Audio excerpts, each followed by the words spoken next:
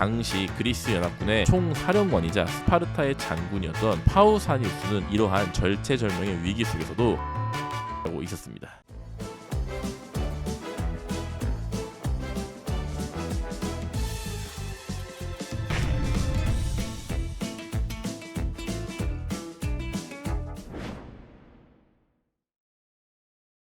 안녕하세요. 쉽지만 깊이있게 방앗간세계사의 춘닥터입니다. 고대 시대의 전투는 어떤 방식으로 싸웠을까요? 2500년 전에 전투의 양상을 보시게 되면 보통 양측의 주력은 보병이었습니다. 그래서 이 주력 보병들이 정면에서 힘싸움을 진행하면서 승부를 결정짓는 경우가 제일 많았어요. 그런데 여기서 질문을 하나 던져보겠습니다. 과연 승부를 결정짓는 가장 중요한 요인은 병력의 숫자일까요? 아니면 그 병력의 질, 즉 퀄리티일까요? 그 답을 알려주는 전투를 오늘 이야기해볼까 합니다. 바로 시작하시죠.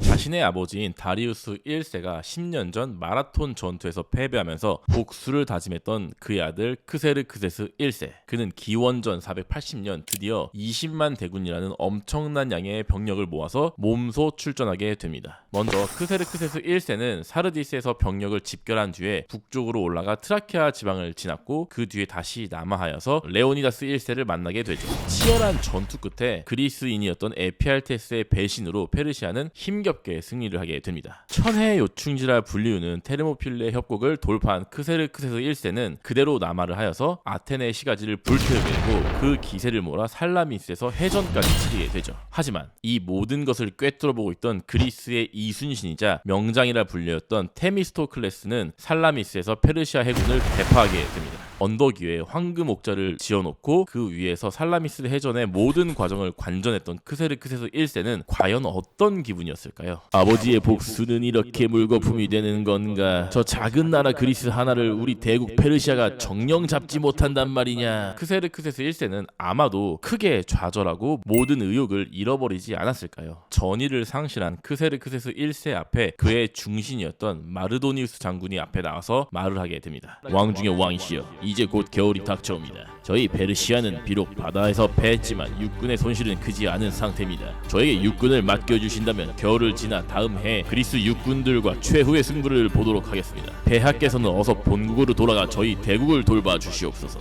마르도니우스, 자네가 그렇게까지 말하니 나도 더 이상 여기 머무르지 않겠네. 뒷일을 부탁하네. 결국 살라미스 해전의 패배를 견디지 못한 크세르크세스 1세는 자신의 호위병만 거느린 채 페르시아 본국으로 빠르게 퇴각을 하게 됩니다. 아직 육군이 온전하다고는 했지만 사실 그 육군에게 보급을 지원해야 했던 페르시아의 해군이 굉장히 망가진 상태였기 때문에 사실 그 육군의 상황도 좋은 상황은 아니었어요. 하지만 이 모든 것을 짊어지고 있었던 마르도니우스 장군은 일단 전열을 재정비한 뒤 아테네에게 접근하기 시작합니다.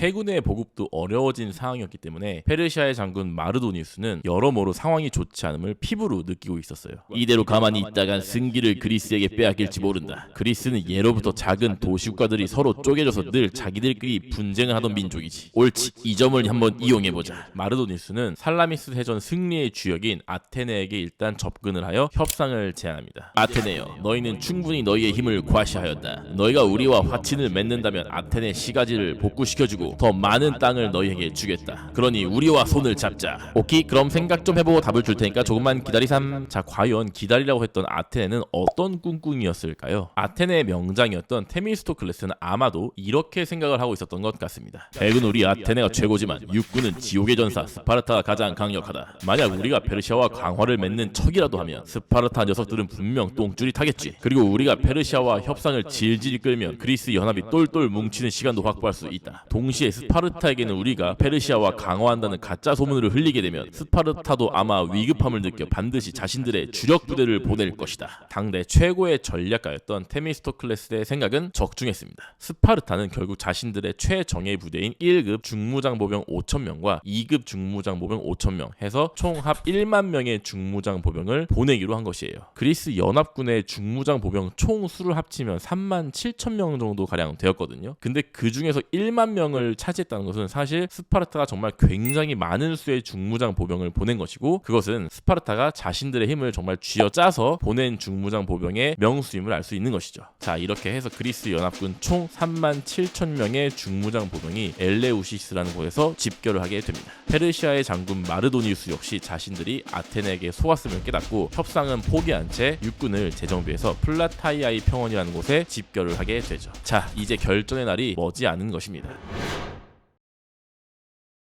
먼저 전장을 선택한 것은 페르시아의 장군이었던 마르도니우스였습니다. 그렇다면 왜 그리스 연합군이 엘레우시스의 병력을 집결시킨다는 소식을 듣자마자 결전의 장소로 플라타이아의 평원을 선택한 걸까요? 일단 페르시아 같은 경우는 주력 부대가 경무장 보병이었어요. 그래서 12에서 15만 명 가량으로 추산을 하는데 굉장히 많은 수의 경무장 보병을 갖추고 있었습니다. 그것은 페르시아가 워낙 대국이었던 만큼 페르시아의 육군의 특징은 다양한 민족이 정말 질보다는 양으로 밀어붙여서 승부를 보는 그런 형태였다고 보시면 될 것 같아요. 특히나 페르시아 같은 경우에는 이런 많은 수의 경보병 외에도 기동력이 빠른 1만 명의 기병도 확보하고 있었습니다. 말을 타기 때문에 기동력이 좋았던 기병은 드넓은 평원에서 말이 활보하기 좋았기 때문에 훨씬 더 기병을 활용하기 좋았었습니다. 그리고 굉장히 많은 수의 병력도 운영하기 위해서는 좁은 길이라든지 험악한 산지보다는 당연히 드넓은 평원에서 병력을 운영하기가 유리했어요. 그렇기 때문에 마르도니우스는 플라타이아의 평원을 선택했던 것이고, 특히 그 플라타이아 평원을 가르는 아소포스 강이 있는데 이 아소포스 강 북쪽이 좀 더 넓고 평평한 지역이었기 때문에 그쪽 지역에 진을 치기 시작했습니다.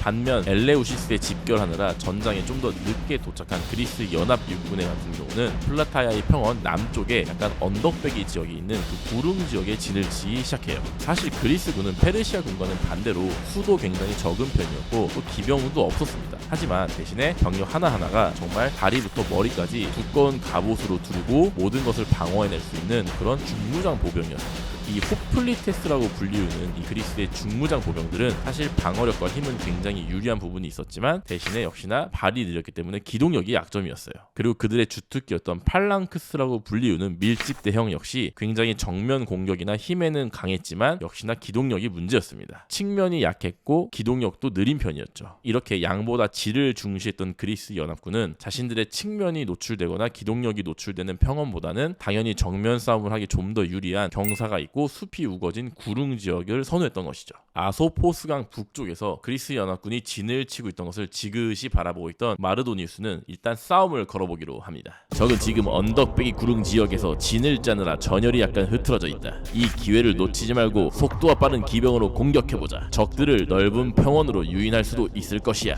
하지만 그리스군은 페르시아 기병의 갑작스러운 공격에도 잠시 놀랐지만 이내 침착하게 팔랑크스 진영을 이루면서 긴 창으로 기병에게 대응하기 시작합니다. 사실 전투가 이루어진 장소가 그리스 연합군이 진을 치고 있던 숲이 우거진 약간 경사가 있던 구릉 지역이었기 때문에 페르시아 기병의 움직임은 둔해졌고 또 그리스 군의 대응은 굉장히 침착했습니다. 그렇게 해서 이 페르시아의 선봉이었던 기병 대장마저 이 그리스 군의 창에 찔려서 말에 떨어져 사망을 하게 됩니다. 이렇게 해서 첫 번째 전투는 얼떨떨하게 그리스군이 일시적으로 승리를 하게 되는 것이죠. 자, 어쨌든 첫 번째 전투에서 페르시아의 자랑이었던 기병을 상대로 승리를 거둔 그리스 연합군이었기 때문에 조금 더 자신감을 갖고 이 구릉 지역에서 약간 평지로 내려와서 진을 치게 됩니다. 우리의 자랑인 기병이 패하다니 아무래도 그리스 연합의 저 중무장 보병은 확실히 정면 대결에 강한 것 같군. 우리도 작전을 변경해야겠다. 첫 번째 전투 이후에 마르도니우스는 작전을 변경해서 이 페르시아의 발빠른 기병을 이용해 그리스군의 후방에 있던 보급로를 공격하기 시작합니다. 우리의 발빠른 기병이 치고 빠지면서 그리스의 보급로를 공격하면 저들도 분명히 혼란에 빠질 것이다. 하하하. 마르도니우스가 변경했던 이 두 번째 전략은 성공적이었어요. 바우사니어스 사령관님, 후방의 보급로가 계속 털리고 있습니다. 이대로 가다간 저희가 먼저 굶어 죽을 수도 있을 것 같습니다. 안 되겠다. 후방 보급로와 가깝게 다시 뒤로 물러나서 진을 치자. 일단 구릉 쪽으로 다시 조금 올라가자. 후방 보급로의 타격으로 인해서 그리스군은 다시 그 보급로와 가까워지기 위해서 구릉 쪽으로 다시 진을 올라가기 시작합니다. 하지만 공격을 받고 약간 다급하게 물러나는 그런 타이밍이었기 때문에 그리스군의 전열이 약간 흐트러지게 되고 그리스의 연합군은 일시적인 혼란을 겪게 됩니다. 자, 그리고 이렇게 그리스군의 혼란스러운 후퇴 상황을 바라보고 있던 마르도니우스는 전면 공격을 결심하게 됩니다. 적들은 지금 혼란에 빠졌다. 지금이 기회다. 도망치는 저들을 단숨에 물리치자. 자, 당시 페르시아군의 진영을 살펴보게 되면 먼저 우익 같은 경우에는 페르시아에게 전에 항복을 했었던 그리스의 중무장 보병인 테베군이 우익을 차지하고 있었습니다. 그리고 중앙 같은 경우는 페르시아에게 점령을 당했던 그 메소포타미아와 이집트 문명의 병사들이 중앙을 차지하고 있었고, 그리고 좌익이 바로 페르시아 군의 최정예인 페르시아 기병과 그리고 왕의 근위병으로 유명한 불사부대로 알려진 이모탈이 속해 있었어요.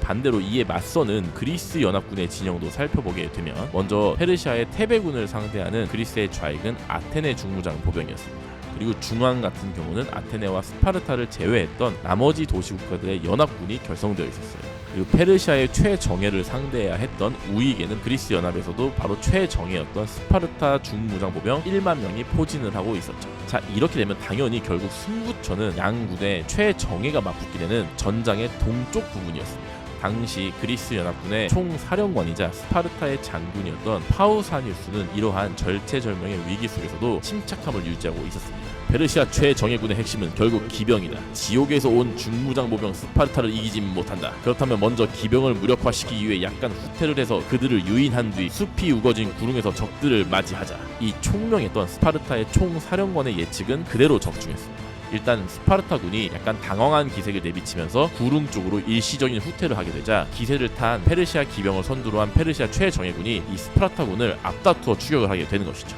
적들이 구릉 가까이에 왔다. 지금이다. 전구 전열을 정비하고 팔랑크스 진영을 펼쳐라. 숲이 우거진 상황에서 경사로 올라오는 기병들을 긴 창으로 떨어뜨리기만 하면 된다. 파우사니우스의 예측대로 밀집 대응을 한 그리스의 팔랑크스 진영의 긴 창을 기병들은 상대하지 못하고 계속 말에서 떨어지기 시작합니다. 자, 이렇게 기병들이 쓸려 나가게 되자 결국 남은 것은 기병에서 떨어진 병사들과 그 다음에 페르시아의 최정예군인 이모탈이 이 구릉 아래쪽에 포진을 하고 있었죠. 그리고 이제 스파르타의 최정예 중무장 보병들이 이 구릉 위쪽에서 아래쪽으로 반대로 돌진을 하기 시작합니다. 승리는 우리 것이다. 밀집 대응을 완성하고 아래로 달려가자. 적들을 쓸어버리자. 적의 가장 주력이었던 기병을 격파한 스파르타의 최정예 중무장 보병들은 페르시아의 좌익을 무너뜨리기 시작합니다.